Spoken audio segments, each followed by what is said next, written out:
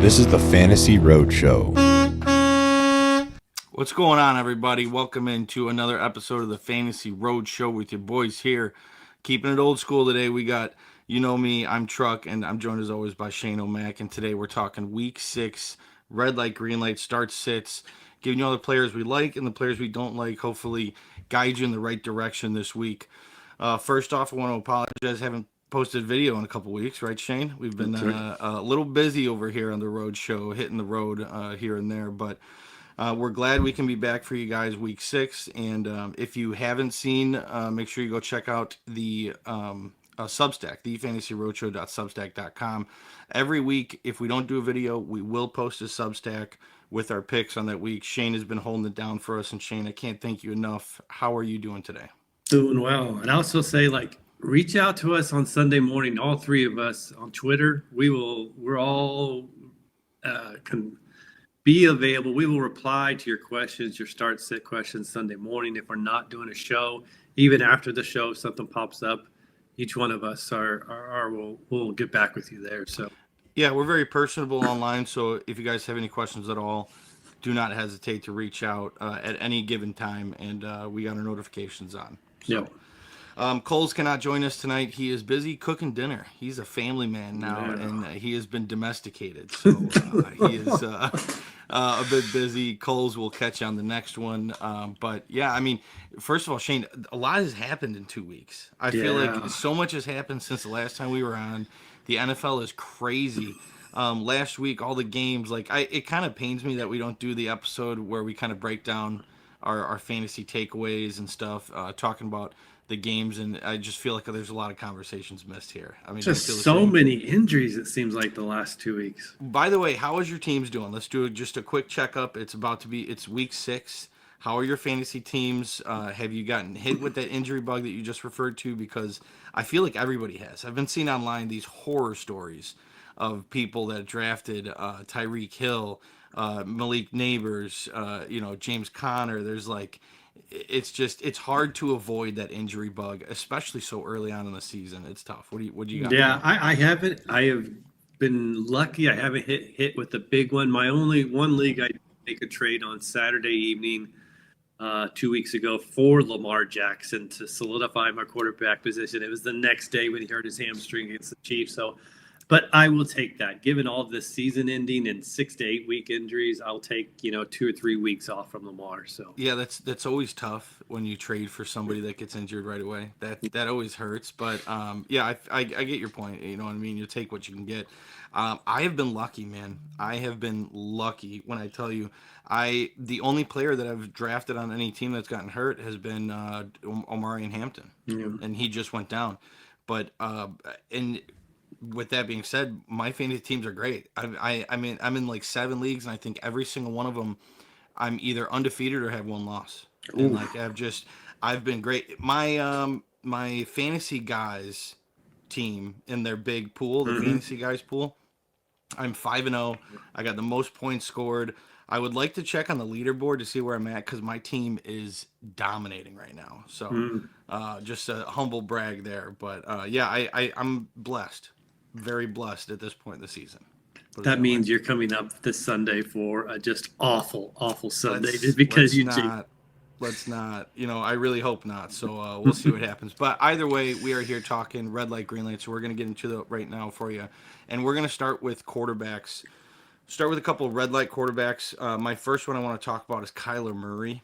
Look, Kyler Murray, it's no secret. He's kind of struggled to start the year. Scoring 20-plus fantasy points in just 2 games so far out of the 5. Now he's dealing with kind of a foot injury. It might limit his mobility. Excuse me. He's taking on the Colts. This defense has been really, really good lately. They rank 8th in the fewest points allowed to quarterbacks. The only 2 quarterbacks to score over 13 points was Bo Nix and Matthew Stafford. So you just can't trust Kyler, especially with limited mobility. There's much better options out there. We'll talk about some of those coming up soon. Yeah, and I don't know if you watched any of that game. I was watching some of that game. That was the most odd thing, how he got hurt and left the game for a little bit. I mean, it was the snap hit him, and I'm like, how did he hurt his foot on that play. It was the most perplexing thing I've ever seen in my life. Well, it wasn't just perplexing; it was embarrassing. Yeah. Like I watch. I've been watching for years the football, the fantasy footballers, and they're from Arizona, and they're all Cardinals fans.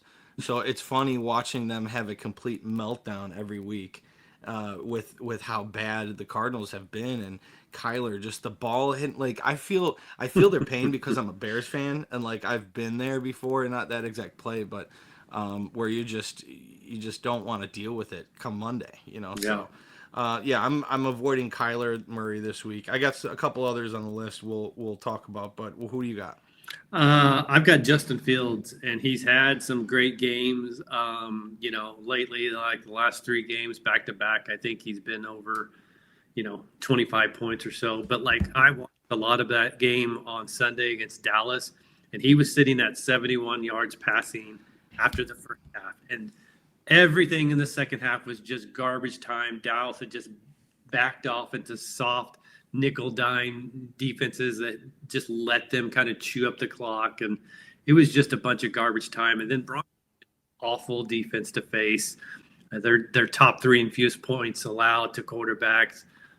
They don't even allow hardly any rushing yards to quarterbacks. They faced Jalen Hurts, Daniel Jones, Justin Herbert, and I think it was combined 15 yards rushing from those 3 rushing quarterbacks. So I don't even know if you're going to get much rushing stats from him this week. Yeah, Fields has been weird. Yeah, I picked him up in a couple leagues, and he was on the bench, and I started him in a league last week and was happy about it. But like through 3 quarters, you're looking at the screen like, oh my god, why did I do that? Why did I start Fields? And then it seems to be like in the 4th quarter, a couple drives, boom, all of a sudden he has 25 plus fantasy points. You know what I mean? So like he could get it done in garbage time, but I agree with you. This is a tough defense. I wasn't sure about their rushing defense with the quarterbacks, but you put that in perspective for me. Only 15 yards with all those quarterbacks that love to run. So Fields is a different animal with his legs, though, so we'll see what happens. But I have him in my leagues, and guess what? I am not starting him, so I would agree with you completely. A couple others, I'll just run through them. I don't really have much synopsis, but I'm not excited for Jared Goff at Kansas City. We love talking the road versus road golf. Yep. Road Goff is someone you don't want to, everyone's huffing and puffing online about the Lions being plus 2.5 point dogs in that matchup. And they're like, why are they dogs? It's like Goff doesn't play good on the road. And in Kansas City, that's a tough place to play in. So I also am not too excited about Trevor Lawrence versus Seattle. Seattle's defense is really, really stout. Tua Tagovailoa versus the Chargers. That's going to be ugly for him. I don't know who in their right mind would be starting Jackson Dart this week, but there may be somebody out there that's desperate. I'd stay away from him. Obviously, this is coming out Thursday, so don't be starting him tonight. And then the other one is Sam Darnold at Jacksonville. I'm really excited for the Jacksonville-Seattle game, but I think it might get ugly with the quarterback play. I think it'll be a lot of running the ball and low-scoring games. So did you have any on your list that I didn't just mention? No, I don't think very many people are starting him, but I'd get away from Aaron Rodgers versus the Browns. It's just the Browns defense is as shockingly bad as that franchise is as a whole. That defense has been really good. I think it was only Lamar Jackson that has gotten more than 15 points this year against them. So yeah, stay away from there. But yeah, I agree with you on the other. Yeah, there's just it's not a lot of guys that are in the top percentage of scoring quarterbacks, so it's not really guys that you're probably starting anyway. But if you're in a tough spot with a bye week or whatever the case is, I'd stay away from those guys. Yep. All right, moving on to green light quarterbacks. My green light guy of the week is Dak Prescott. I was all over drafting Dak Prescott this draft season, and I couldn't be more happier than I am right now with him on my team. He's a set it and forget it guy. If you have him in your lineup, you're not even considering taking him out, especially this week, taking on the Panthers. Look, we talked about it. A little thumbs up there to agree with me. The computers are listening. We talked about last week how we have these, what we would call like a green game, right? A green light game, where we would green light pretty much everybody in the matchup. I had two matchups, and I wanted to get your opinion on both of them. Panthers versus Cowboys.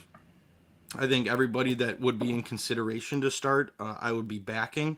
Dowdle, Tet McMillan's going to have a monster game, and then the Cowboys side,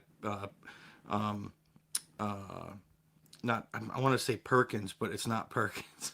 I'm having a brain fart. Pickens, of course.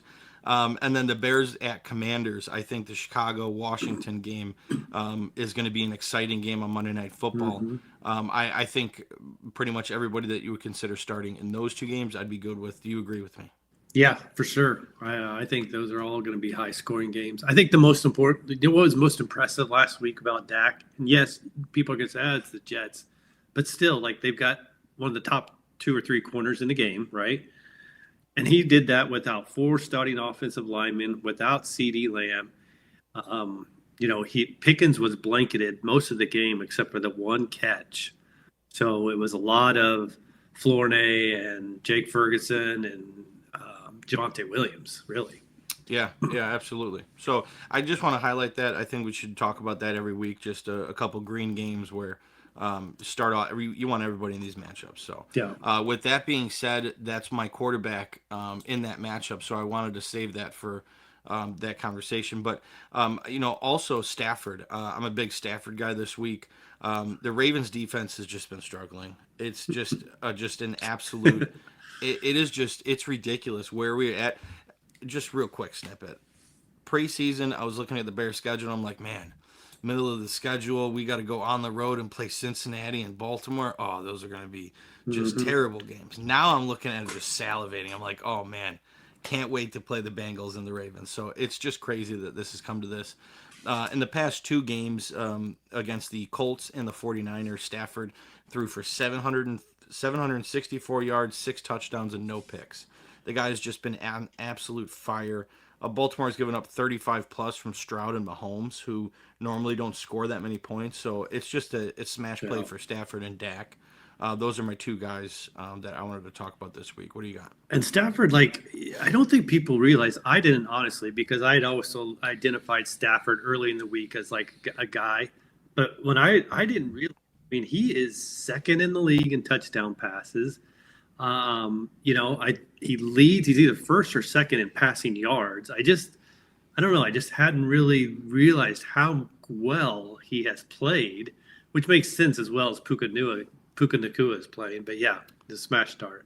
Yeah, and it's crazy because Kyron's still getting it done on the ground. So it's not like, normally when you see a quarterback doing that kind of thing in the passing game, kind of like Dak, but even Javonte is killing it too. So just great stuff from those two. So who are your quarterbacks that you want to talk about? I've got 2, and most of the times I like Stafford too. Most of the times I identify guys as like, all right, they're playing this defense that's bottom 2, bottom 3, and against the pass, against quarterbacks, or he's coming off of 2 straight games.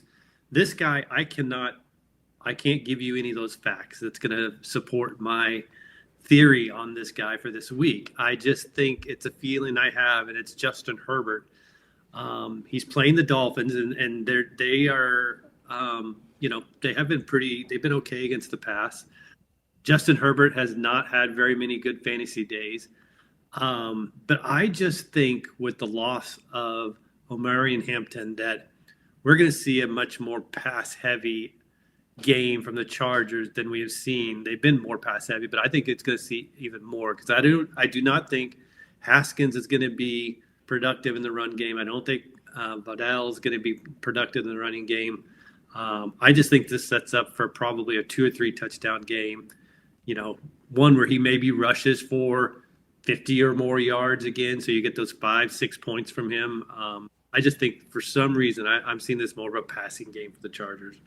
Yeah, absolutely. He's going to have to with Hampton out. You know what I mean? And we can talk about Vidal and Hassan Haskins. So because I'm sure people are swinging for them at the waiver wire. And who do you think is going to be the guy that you want to own, Haskins or Vidal?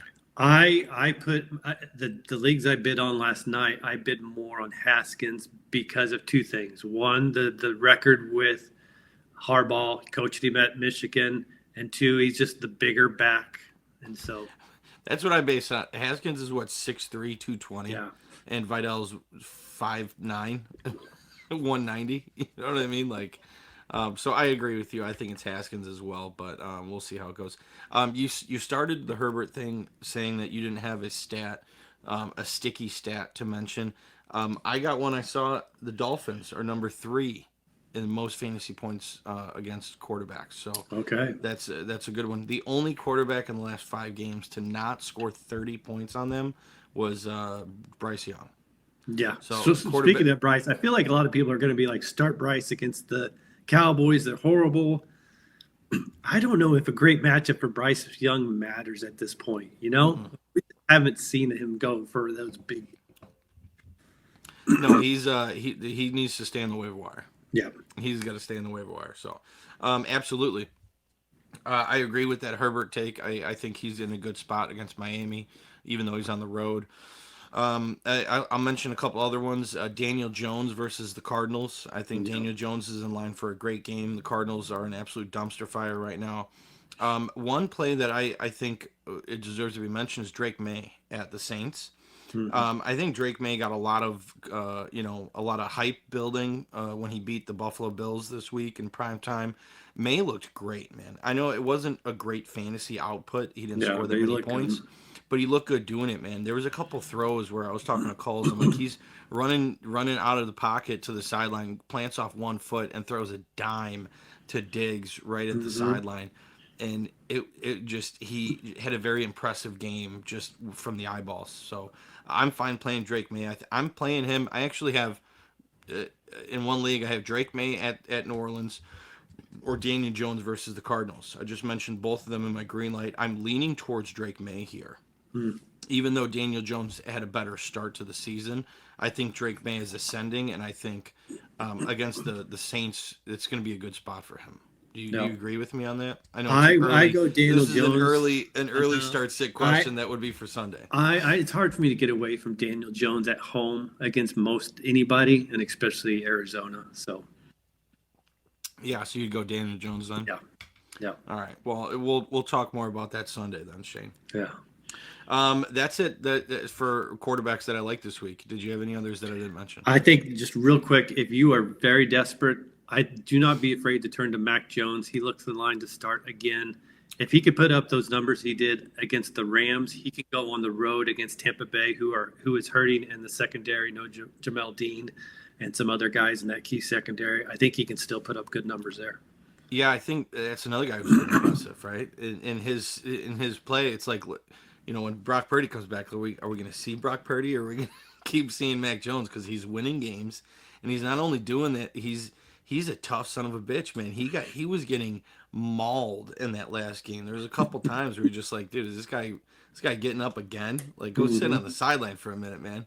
Yeah. So he's been impressive. I think he's really done a lot for his stock in the NFL, playing the way that he is right now. And I think San Francisco really likes him, especially as a backup. You can come in and win with these tough games. So I agree with you there. Yeah. Just as a recap, Dak Prescott, Jordan Love, Drake May, Matthew Stafford, Justin Herbert, Daniel Jones, Mac Jones. We like them all over guys like Jared Goff, Kyler Murray, Trevor Lawrence, Tua, Justin Fields, Jackson Dart, Sam Darnold, and Aaron Rodgers. Yeah. Just as a quick recap, those are who we like. Those are who we don't like. Moving on to running backs. I'll start with a red light running back. And Shane, I'm going to preface red light running backs this week. These are a lot of big names. Okay, we're in week 6. A lot has happened in the first 5 games that the landscape is changing, and it's changing fast. Okay, my red light running back for this week is Derrick Henry. And I'm sure if you're in tune with what's going on, you understand you need to start considering other options in your starting lineup with Derrick Henry. You just can't blindly start him and hope that he falls into the end zone a couple times, because he has been tough to trust here. And coming into week 6, under 11 points in all of his last 4 games, held to just 50 yards or less. The Rams are the number 2 ranked team in the fewest points allowed to running backs. They haven't allowed a rushing touchdown all season. And with the way that Henry and the Ravens have been playing with Cooper Rush, what's going on with Lamar? Do we know? Is he coming back this week? After the bye week. I think they're going to hold him out. week. Yep. All right, so just in time for the Bears game. Great. That's awesome. But yeah, the Rams are a tough game, tough matchup. You can't trust Henry. Please find someone else. And you can't trade him away because his value is in the gutter right now. Yeah, it's bad. I think I don't want to say names because I don't want to spoil our green lights, but they are guys that you could have picked off the waiver wire in the last 2 weeks that you should be starting over Derrick Henry. Absolutely. We'll talk about some, I'm sure. So, Shane, give me your red light running back. What do you got? I'm going to stick with the theme. I'm going big name hunting. It's Alvin Kamara. I don't like, for multiple reasons, the setup. I don't like the matchup against the Patriots. We just saw the Patriots just completely shut down James Cook, who had been just tearing up every defense every week heading into that game. And then I just don't like the trends we're seeing. Like we are seeing Kendre Miller get more rush attempts than him last week. Now we got the Colts' favorite, Taysom Hill, back in action and getting a carry here, a carry there, and always got to worry about that on the goal line. He hasn't scored a touchdown in 4 games in a row. I don't think he's passed 11 points in his last 3. It's just not a good setup in any manner. Well, and normally it's like all in the passing game for him and still getting 15 carries. But yeah, Kendre Miller is the real deal. I picked him up in a couple leagues. He's definitely worth a stash right now to see what happens. I think Kamara is going to get traded. I think it's just a matter of time before he gets traded, and God, please let it be the Bears. I think Kamara's still got some juice in him, and I think he would be a great fit for the Chicago Bears offense. I really hope they do it. Our running backs have been struggling lately, and Swift is just not getting it done. So I just putting it out in the universe. Please let Kamara get traded to the Bears. Yep. But yeah, I agree with you. And here's some other names. Okay. It's not great. Chase Brown against Green Bay. I mean, I understand, the Bengals just traded for Joe Flacco, and there's some optimism there. It's not like, look, Joe Flacco just got benched in so it's, everyone's celebrating for Higgins and Jamar Chase, but the reality is that Joe Flacco just got benched. He's what, 39 years old. I almost said 49 years old because that's what it feels like. I just, you got to wait and see. With Jamar Chase, you can't sit him. You're going to start Jamar Chase. But with like Higgins and Chase Brown, it's kind of a wait and see approach for me. Let's see how they look. And this Green Bay defense is not the defense to play him in. So the Chase Brown is definitely one of them. Jaylen Warren coming off the injury. I do like Warren, but against the Cleveland Browns defense, that's going to be really tough sledding. And Isaiah Pacheco versus Detroit. Pacheco, with what he's lost in that running game with Kareem Hunt there. Kareem Hunt scored 2 rushing touchdowns last week. We all saw that in prime time. Pacheco's, 10 carries a game, and they're not looking great. So those are the players that I am avoiding this week. They're all big-name guys who were drafted in the first 6 rounds. Yeah, you have to officially make the switch. It's Hunt over Pacheco now every week because he's not going to get any goal line opportunities. So you're relying on long breaking touchdowns. He's not going to get a ton of catches. So just make the switch. It's Hunt over Pacheco. And Brashard Smith is the passing down back. Yeah. So, Pacheco just it's getting bad. It's bad. So, all right, that is our red light running back. We're going to switch over to green light. My green light running back of the week is another one, kind of like Dak Prescott, someone that I was drafting in every league. I have him in all over the place. It's J.K. Dobbins. J.K. Dobbins has been playing great football over the first 5 weeks. He has either a touchdown or 100 yards in all 5 games this season. He doesn't catch passes, but he doesn't really need to. The Jets have allowed 13-plus points to a running back in every game so far this season. And, it might be tough for Bo Nix to get his receivers the ball against that passing defense. So I think Dobbins has a big game, and I think the Broncos kind of go up early. And Dobbins is going to be the guy that closes out for him. So I love Dobbins. He's been a staple in all of my teams this year, and he's not going anywhere out of that lineup. Yeah, I was very impressed that he had the fantasy game he did against that Eagles defense. And he's been healthy, and you're right, they're going to have trouble throwing the ball. So, and we just saw what Javonte Williams did to the Jets defense. So. Yes, yeah. They're just gonna, the Broncos are gonna want to establish the run early, and just kind of control the possession of the game. So, Yeah. love Dobbins. Who do you got this week? I'm going to follow your theme. I'm going with the guy that I drafted in 4 different leagues. I drafted him, had him on my roster before week 1, and that is finally Mr. Bill Crosky-Merritt. The breakout game finally came this past week on the road against the Chargers. A massive game, 150 total yards, 2 touchdowns. He's at home. He's got Daniels back at quarterback. The Bears defense are like bottom 5 in the league in fantasy points allowed to running backs. He had a season high in the snap count last week. I think that only continues to go. I mean, the guy is averaging 6.6 yards per carry. So better than any other rookie running back. And I'm going to guess, I don't have it, but I'm guessing that's probably top 3 of all running backs also. It definitely is. So it's just, I think for a while, I hope people didn't get off the train when they saw the 3-way split happening, with Rodriguez and McNichols. I think last week was a huge indicator of what. So, one of my leagues that I'm first place in last week, right before the week started, I'm like, oh, why is somebody drop Bill Crosky-Merritt? Oh, so I picked him up, and he goes off with 100 plus and 2 touchdowns. So love that, and I hope everybody out there stayed patient with him. Mm-hmm. Look, you can't, even in the first couple weeks, you can't make these irrational drops. You got to give it time to unfold. Just let him sit on the bench, and if you can't, I understand.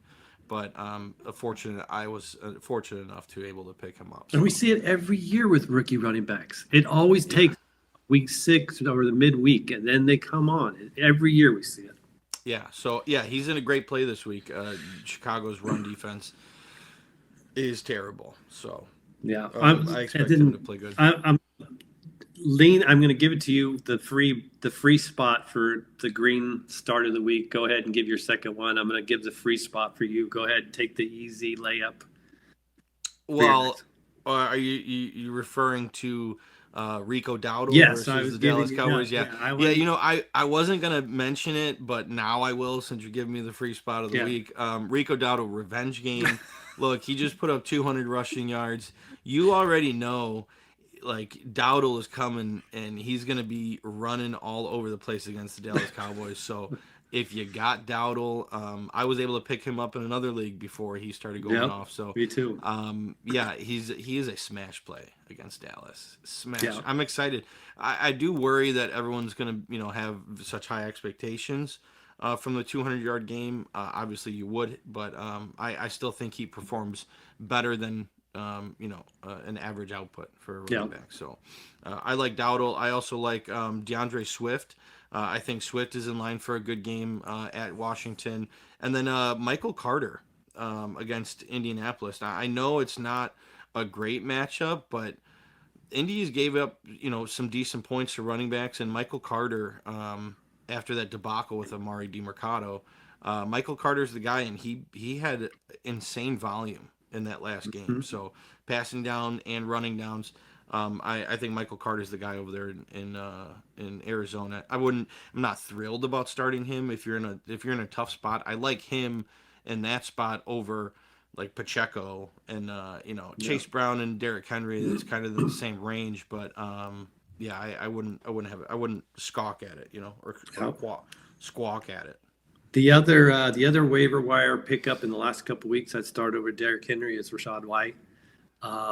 I loved what I saw. I love the touches. I think it was 15 touches, couple easy touchdowns, over 70 yards. I, in some larger, deeper leagues, and had picked up Sean Tucker, thinking, oh, this could be like a 60-40 split. And Tucker got absolutely nothing. I think he got 2 touches the whole game, 1 rushing attempt. It was all White. I think it's a great setup. He's at home against the Niners, who are down 2 defensive tackles and a defensive end on their line. It's a great setup. Yeah, that's funny that you say that, just because Rachaad White, should be the obvious answer, but you think Tucker might get some work in there, so that's funny. All right, we're gonna switch over to, or did you have any others you wanted to mention? No. Quick recap: we got Rico Dowdle, J.K. Dobbins, Bill Crosky-Merritt, DeAndre Swift, also Tony Pollard. I think is in play against the Raiders. The Raiders defense is terrible. Pollard hasn't been great lately, but I think he's in play. And then Michael Carter. Guys we don't like: Derrick Henry, Chase Brown, Jaylen Warren, Isaiah Pacheco, and Alvin Kamara. Ugly spot for those red light running backs this week. Tough. All right, we're going to switch over to wide receivers, and I will start with my red light wide receiver, and that's going to be a guy that's made this list. Shane, you're not going to be surprised at all by my pick because you were down on him to start the year. It's Jameson Williams. Yes. Jameson Williams at Kansas City Chiefs. Look, we talked about it. Road Goff is bad. Through 5 games, Williams has been the biggest loser of this Lions change of offensive coordinator, which is just crazy to me because their offense is humming. They're scoring points. They're getting yards. It seems like everybody except Jameson Williams. So, but he's the type of guy that could turn it on at any game. So you never really know he can get those bomb deep targets. But as of right now, it just hasn't looked good. He's averaging 19.4 air yards per target. Unfortunately, he has just 21 targets, and only eight of them are deep balls. So it's like an all or nothing play with Jameson Williams, and right now it seems to be a nothing play. Yeah, he's just not targeted enough at all to start. So yeah, you got to sit JMO. What do you got? Who's your red light? I'm going to that Monday night game, and I'm sitting DJ Moore. Get away, and I got him. I picked him up in a couple trades a couple weeks ago, thinking, eventually we'll get to see it, and it has just not happened. It has just been the Rome show, and it continues to be the Rome show every week. It's just 3 out of the 4 games he hasn't even hit double digits in fantasy points. I think each one of the games it's 6 or fewer targets. It's just he's not getting any of the targets, or a lot of what you saw and I saw even last year, like a lot of those easy catches, those screens, the behind the line screens or right at the line of scrimmage screens that he was really good at. He's just not getting a lot of that. Yeah, I said it all off season. I thought Rome Odunze would eventually be the number 1 guy, but I really didn't think that was going to take DJ Moore out of the equation altogether. And that seems to be what's happening. So he just hasn't been the guy that he was previous seasons, and the Bears have a lot of weapons. So yeah, I agree with you. He's a tough play. You can't really trust him in that matchup. So other guys that I'm worried about, Keon Coleman at Atlanta. He's been riding my bench in a couple leagues. I'd love to start him, but he just hasn't been, the guy that he's shown spurts of this year, I think is the better way to put it. And then T. Higgins at Green Bay. I talked about T. Higgins with Chase Brown. It's kind of a wait and see approach. We could see Higgins get some good work with Flacco, but I'm not willing to try it out with Green Bay on the slate. And then the other one that is a shocking one is Brian Thomas Jr. Versus Seattle. And I understand you'd have to be in a really good spot not to play Brian Thomas Jr. Excuse me. And if you're lucky enough, I would probably, find another option just because the Seattle defense is really, really good. And Thomas has had his drops. His catch rate is still the lowest of any player with at least 20 targets. So it hasn't been great. I know we saw him on primetime just a couple days ago, and he looked great, but it hasn't been that way all season. So I'm worried about him against Seattle. What do you got? For the same reason I don't like Justin Fields, I'm going to try to get away from Garrett Wilson. And I know it's going to be crazy because he's like the top 5 receiver. Every consensus ranking is probably going to have them in their top 10. But I just think he's going to get the PS2 treatment. I think this is going to be a low-scoring game. I would start guys like Michael Pittman and Stefon Diggs and Quentin Johnston over him. Yeah, absolutely. I would agree with that as well. All right, moving on to green light wide receivers. You just mentioned one of them, Stefon Diggs. I love Stefon Diggs. That was so good. Yeah, this last game, and you had to have seen it coming, right? His revenge game against the Bills. I'm kind of mad that I didn't take advantage of that more. Just watching him in the pregame when he was just like, you could see. I don't know if you saw that video. It says Yeah. the caption was "defined locked in," and it was just a video of him just like getting psyched up on the sideline while they were doing the national anthem. And he's, to be honest, he's kind of changing the narrative of him as a diva. Like he was on the Yeah. sideline hyping up his Yeah. boys. He has a whole new, and I feel like maybe he just does this whenever he switches a team, and he has a new kind of Yeah. breath of fresh air under his lungs, and that may be the case, but he is playing like a dog right now, and he has just been absolutely a stud. And I give kudos to Coles because Coles called this. He had Diggs like I think in his top like 15 preseason draft when everybody else had him like in the 30s. Like I think he was drafted as a wide receiver 33 or something like that. But Diggs leads the NFL with a 42% target share and 54% air yard share. Look, it's downfield. This guy has just looked great. In the last two, Diggs is back to being target volume, putting up wide receiver 1 numbers in fantasy. So Diggs is kind of a set it and forget it guy right now. Yep, I agree. Yep. So, what do you got? I like Deebo Samuel on that Monday night against the Bears. Like we still won't see Scary Terry. I think in this week. I think it'll be another week that he sits out with the quad injury. Last 2 weeks, I mean, 20 fantasy points in those 2 games. He's been over a 40% target share. I made the mistake and tried to sell high on him 2 weeks ago. I should have kept him. He's kind of just a perfect fit right now in that offense. Bears struggled against the pass. I think they're bottom 5 against receivers.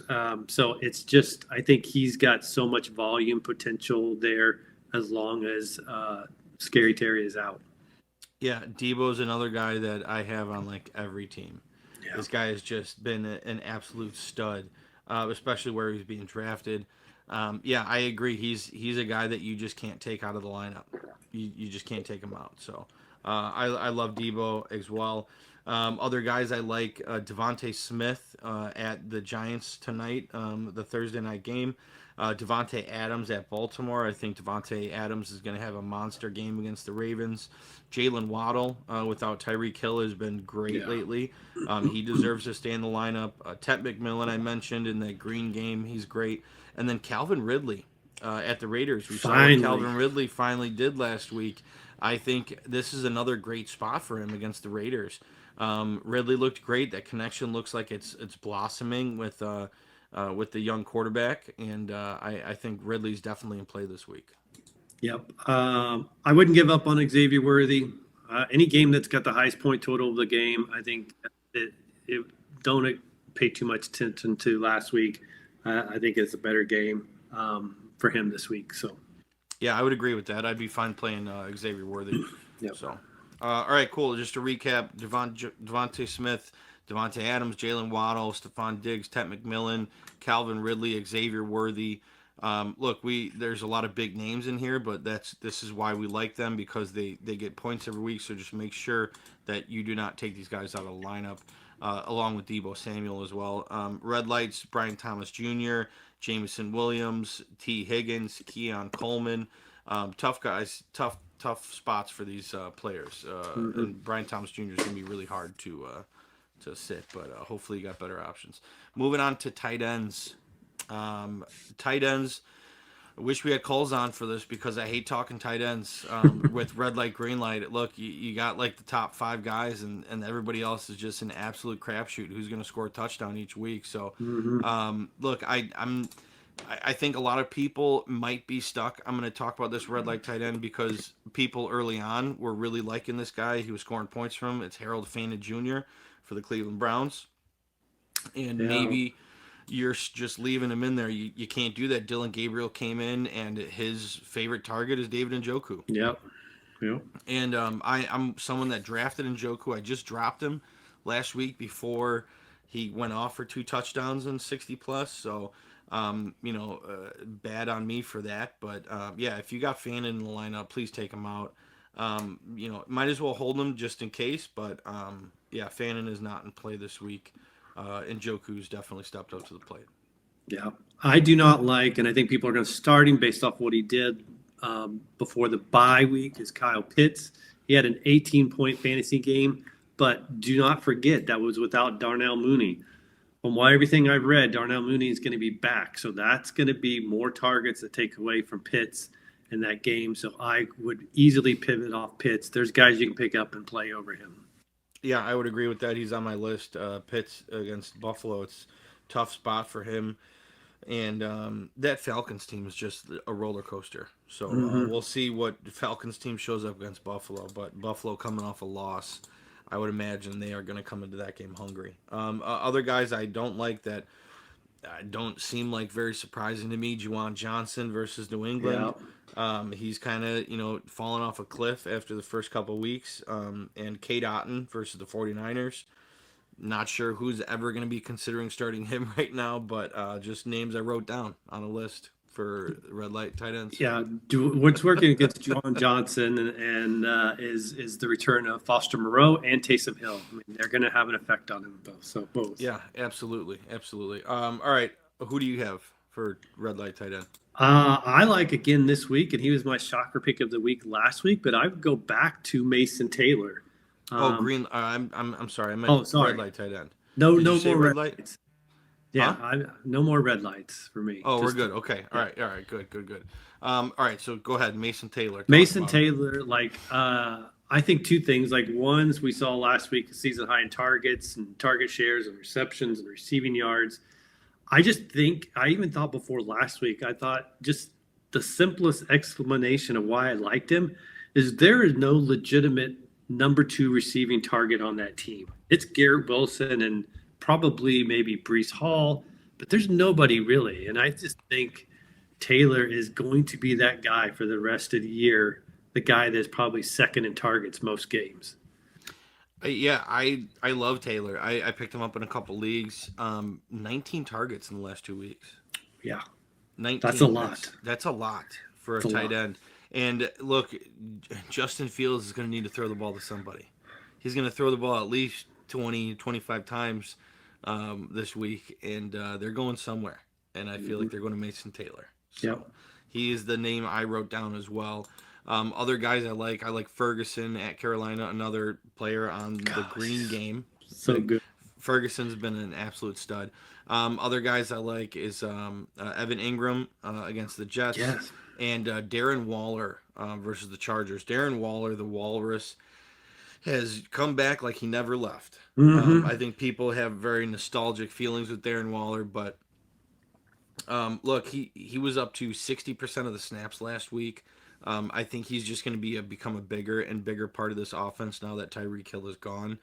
And Darren Waller seems to me like you gotta keep him in the lineup because Miami loves to throw the ball, and Waller is going to be a massive red zone target week in and week out. This guy could score 2 touchdowns on any given game, and he gets the ball down the field. So he received 3 end zone targets, the second most over the last 2 weeks. So he's going to remain a start for the time being. So I think Waller is definitely someone that needs to be mentioned. I agree. I think I tweeted out on Sunday night or sometime, I think every week Darren Waller is going to finish in the top 5 until he gets hurt. Yeah, I mean, that could happen at any time too. But until the wheels fall off or something, he's the number 2 target. He's the number 1 target in the red zone. Yeah, that's he needs to be in the starting lineup. Point blank period. So, love Ferguson. Tyler Warren versus Arizona is, of course, a set it and forget it kind of guy. Darren Waller, Evan Ingram, Mason Taylor, Red Lights, Juwan Johnson, Harold Fannin, Kyle Pitts, Kate Otten, Theo Johnson, too. Thursday Night Football, not big on Theo. So those are the guys we like. Those are the guys we don't like. And that concludes Week 6 Red Light, Green Light. Shane, great stuff this week. We did run a little bit longer than I thought, but I felt like this is stuff we need to cover, and we're not rushing through it. So I'm not mad about it. I think we did great here. And again, sorry that we haven't really been on our A game with releasing episodes, but we appreciate you guys tuning into this one. Please like the video, subscribe to the channel, follow us on socials, ask us questions. We will try to be there Sunday morning. That's also been a tough spot for us. We have just been busy bees so far this season. Damn lives getting in the way of fantasy football. I hate it. I know. It's like I want to eat, sleep, and breathe fantasy football, and I want to be on live and make episodes every day of the week, and do live streams on Sunday. So hey, you guys want to help out with that? Like the video, subscribe to the channel, help support the boys at the Fantasy Roadshow so that we can quit our jobs and do fantasy football year round. That would be a dream come true. So, all jokes aside, I appreciate you guys joining in. Shane, great job this week. Hopefully we'll see you on a Sunday morning one of these weeks. One of these weeks we will. Okay, because Hobson's itching to get you on the pod. I know. Okay, so we'll see you then. Otherwise, everybody have a great week. Tune in Sunday, live stream 10:30 in the morning, live on YouTube and Twitter. Other than that, you guys are the best, and